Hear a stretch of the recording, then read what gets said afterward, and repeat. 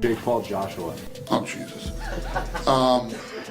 That's a fucking bad idea. That's a bad idea. But let me tell you what. A lot of people watch that one. Will you watch it? Sure. You know what everybody's tuning in for on that one. Then I think everybody's going to get what they've finally been waiting for. I'm a little fucked up, but will you take care of me forever and ever?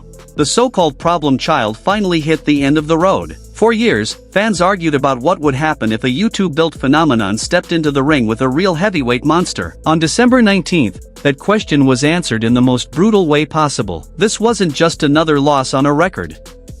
It was a violent wake-up call that ended with Jake Paul confined to a hospital bed, his jaw shattered and his invincibility gone. Guys, the day after the fight, got out of surgery a few hours ago. They put a plate in my jaw, wired it up.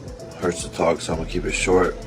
Took the L. Suddenly, none of the hype matters anymore. The trash talk, the viral clips, the massive pay-per-view numbers all feel irrelevant now. What remains is a harsh lesson in what real knockout power looks like. And as the dust settled, UFC President Dana White finally spoke up. His reaction didn't just make headlines, it sent shockwaves through the entire combat. Bridge with my brother, unfixable. I don't hate your brother. You guys need to fight guys your the same size. When you fought Floyd, you are massive. He did hit you with a fucking bomb, and you fucking ate it. He's gonna fight Gervonta Davis. Who do you got? Gervonta, I think, hits way harder than Floyd, but he's too small. Your brother's gonna be able to get inside on him, put his weight on him, tie him up. I hear your critique on fighting guys the same size as you.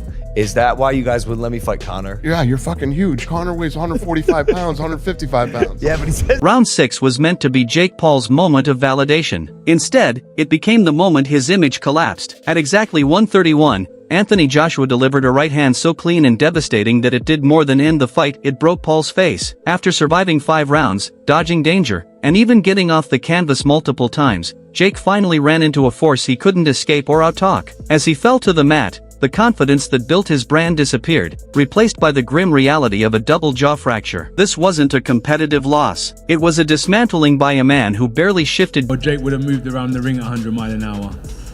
There's 2 things I would have done.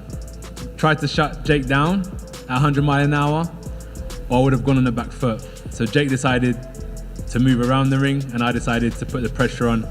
What I could have done better is a lot of things. 100%.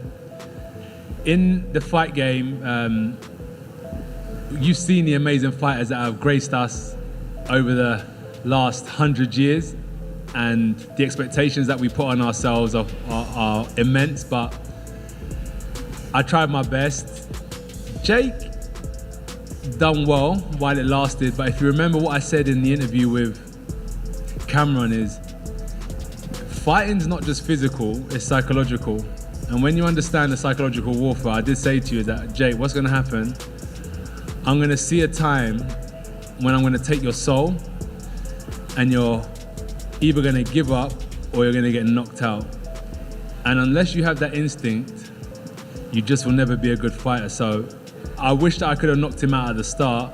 But as we saw tonight, Jake has spirit. He has some heart.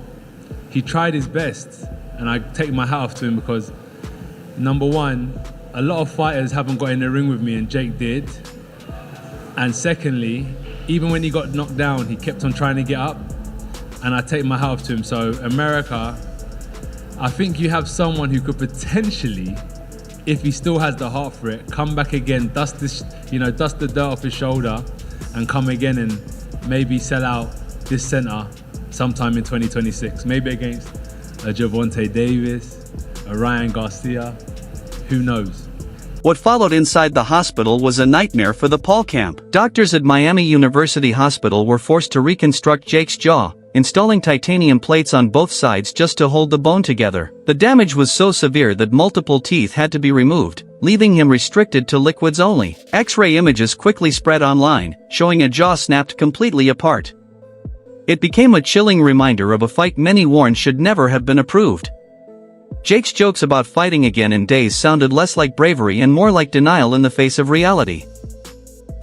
To Fury, I haven't really paid attention to Jake. I have love for Jake too. I don't know when a Jake fight's Paul's happening. I really are all don't. the same. He fights older people that are smaller, It's all the same shit. Am I not remembering correctly? Didn't Jake ask if you could make a amends between them? I don't think it's ready for that yet. Well, it's not that I don't hate Jake Paul. Dana White didn't bother hiding his satisfaction when the news broke. For years, he's criticized crossover boxing, calling it a circus driven by fame rather than skill. To him, this outcome proved his point. White openly stated that boxing has levels no amount of promotion can overcome. He had even joked in the past that fans were watching just to see Jake finally get stopped. Watching Paul head into surgery only reinforced his belief that the fight was a terrible idea from the start.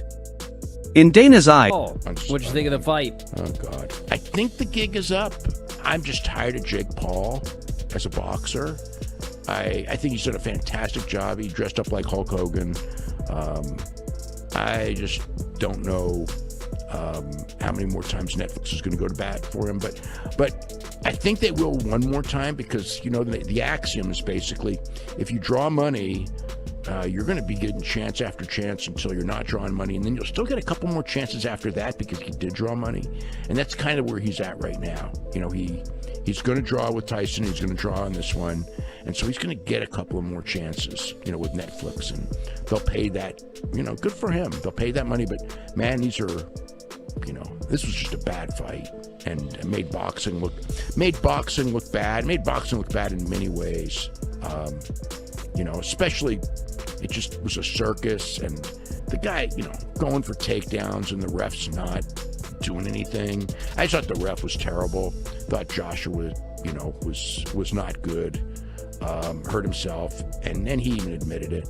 And Jake was just out there not trying to win a boxing match. He was trying to survive and get the moral victory so he can go out there and be, you know, oh, you know, I lasted 6 rounds with Anthony Joshua. And he survived 6 rounds with him. He survived all right. But he never quit.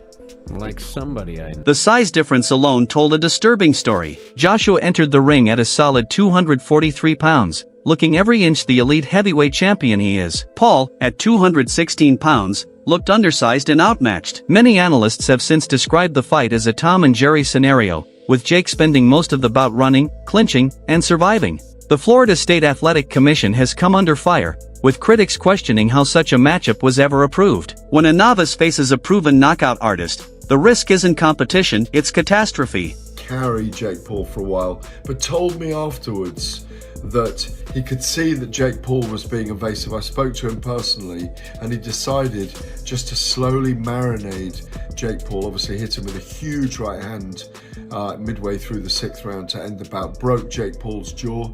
He ended up in hospital, kind of rearranged his teeth a little as well, but was very clear afterwards to give great praise to the bravery, courage of Jake Paul that everybody saw. I mean, delusionally optimistic he really is. Jake Paul should go and fight YouTubers and influencers now. I don't think this kind of bout should be sanctioned again. But Joshua, of course, now wants to fight Tyson Fury. He's called him out, and I hope we get that fight in 2026 after both of them have had warm-ups. I understand Joshua will have a warm-up fight in Riyadh late in February 2026. It's all done here. It's over. It's a one and done. I hope it doesn't happen again. Even inside the Paul family, the tone shifted dramatically. Logan Paul quickly jumped into defense mode, insisting Jake had won several rounds before the knockout. He praised his brother's toughness for continuing despite a broken jaw. But the wider boxing community wasn't convinced. Voices like Daniel Cormier and Carl Froch suggested Joshua intentionally extended the fight to entertain viewers before ending it on his terms. Froch went further, calling the event damaging to boxing's credibility and saying it did nothing to enhance Jake's legacy. Was just on pure survival mode from round 1 right through to round 6. I don't know if he's got a moral victory going 6 rounds. Maybe he has. People might give him credit for going 6 rounds, but he got in there and just survived. He just went in there and ran like a chicken from round 1 right through to round 6 when he got splattered. And it's like, it's just, you can't really justify what he's done, because this is supposed to be a professional sanctioned boxing match, and I think it brings the integrity of the sport down when somebody like AJ, is a two-time world champion, can't get in there and just completely dismiss somebody like Jake Paul, who I've said for ages can't fight. He's not a professional boxer. It's just AJ following him around, touching him to the shoulder. Round 1 came and went. Round 2 was much of the same, bit slow. I think AJ got caught with an overhand right at one stage, but sometimes when you're out in the rain, you're going to get wet. It was following him around, taking his eye off the ball, probably a bit undermotivated, thinking, what's this guy doing that's in front of me? Jake Paul was just running left to right, ducking low, falling on the floor, throwing a couple of wild swings, and one did get through, but it just bounced off AJ's chin like water off a duck's back. It was nothing. And then the only reason Anthony Joshua got the fight finished, the sad thing is, I think if Jake Paul was fit enough and he had the energy and the engine, which he hasn't got, because he's not a professional athlete. He goes in the gym every day and he trains and he's fit and he trains like a pro. But that don't make you a professional fighter. What makes you a professional fighter is building yourself up through the ranking system, earning your position in the professional sport. And looking back, the warnings now feel prophetic. Before the fight, Conor McGregor publicly predicted an easy night for Joshua and hinted that Jake would leave permanently changed. That prediction proved accurate. A clean shot from a world-class heavyweight doesn't just leave bruises, it alters careers and bodies. As Jake Paul sits in recovery, unable to eat solid food and facing months of rehabilitation, one question dominates the conversation: was the money